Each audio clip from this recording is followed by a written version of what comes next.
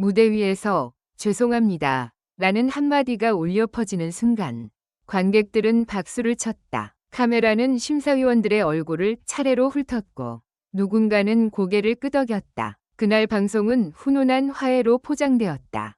하지만 그 사과가 정말 사과였을까? 방송이 끝난 직후 가요왕 3제작진 휴게실에서 누군가 종이컵을 구기며 낮게 말했다. 사과를 연출했다고요? 그럼 오늘 점수도? 그 질문에 답한 사람은 없었다. 대신 한 장의 메모가 테이블 위로 미끄러지듯 놓였다. 메모에는 단 한 줄이 적혀 있었다. 빈에서 흔들어. 그날 이후 모든 것이 이상하게 맞아떨어지기 시작했다. 1. 눈물의 사과. 그리고 이상할 만큼 완벽한 타이밍. 빈에서는 가요왕 3위 상징 같은 참가자였다. 어른들 사이에서 꿋꿋이 노래를 버텨낸 13살. 무대에 서면 목소리가 흔들리기보다 스튜디오 공기가 먼저 흔들렸다. 그런데 문제는 그날의 사과가 너무 완벽했다는 것이다. 사과 직전의 화면 자막은 진심을 강조했고 부금은 정확히 감정이 터질 타이밍에 맞춰 고조되었다. 심지어 관객의 탄식 소리까지도 마치 큐 사인에 맞춘 듯 동시에 터져나왔다. 방송을 본 사람들은 감동했다. 하지만 방송을 편집을 아는 사람이 보면 한 가지가 떠오른다. 이건 진심이라기보다 설계된 감정이다. 2. 사과문 뒤에 숨겨진 점수의 규칙. 누가 바꿨나?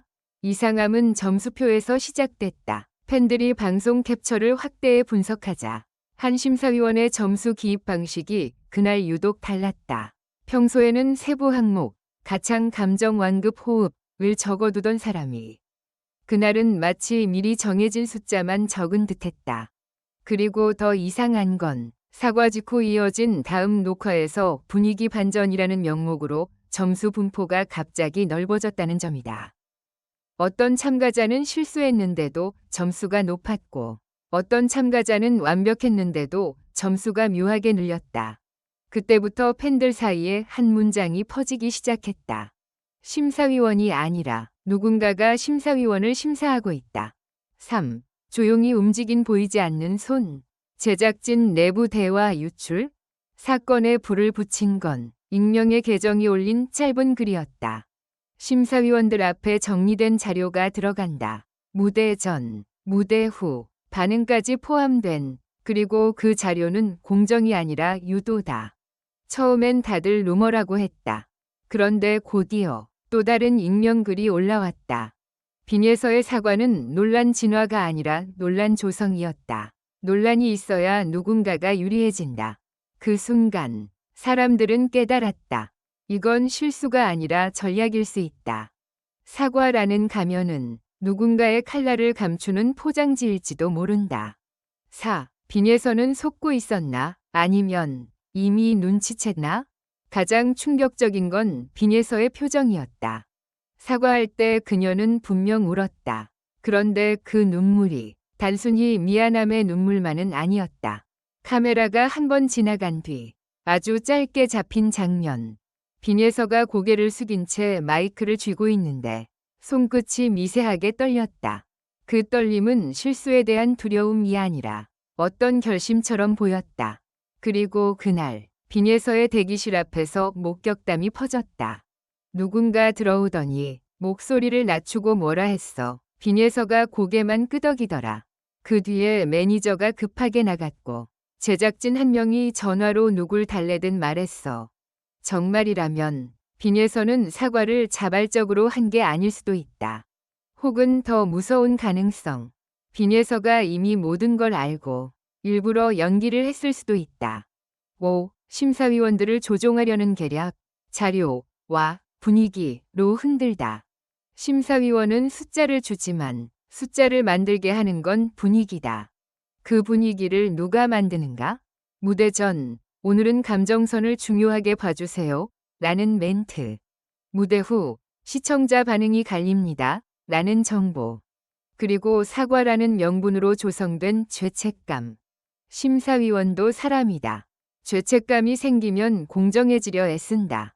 하지만 아이러니하게도 그 공정함은 때때로 누군가가 깔아둔 레일을 따라가게 만든다. 오늘은 엄격해야겠다. 아이니까 배려해야겠다. 논란이 있으니 균형을 맞춰야겠다. 이런 마음이 쌓이면 점수는 자연스럽게 흔들린다. 그리고 그 흔들림을 계산하는 사람은 무대가 아니라 보이지 않는 곳에 있다. 6. 결정적 순간, 리허설과 본방의 다른 반응. 의혹이 확신으로 바뀐 건 한 스태프의 증언으로 알려진 일화 때문이었다. 리허설 때 빈에서의 무대는 스튜디오가 조용할 정도로 집중도가 높았다고 한다. 완벽했다는 말이 나올 정도였다. 그런데 본방에서는 이상하게도 관객석에서 탄식과 잡음이 섞였고 심사위원의 표정도 애매했다. 마치 누군가가 오늘은 이 분위기로 가자고 정해놓은 듯. 그 차이가 우연일까? 어떤 사람은 말했다. 리허설은 노래였고 본방은 드라마였다. 7. 숨겨진 음모의 실체. 누가, 왜 빈예설을 흔들었나? 여기서 질문은 하나로 좁혀진다. 누가 빈예설을 흔들어야 했을까? 빈예서가 흔들리면 자연스럽게 강자위 무대가 불안해진다. 강자가 불안해지면 판이 열린다. 판이 열리면 원래는 주목받지 못하던 누군가가 갑자기 떠오른다. 그리고 그 떠오름은 단순한 승부가 아니다. 광고, 섭외, 기사, 화제성, 다음 시즌까지 이어지는 서사를 만든다.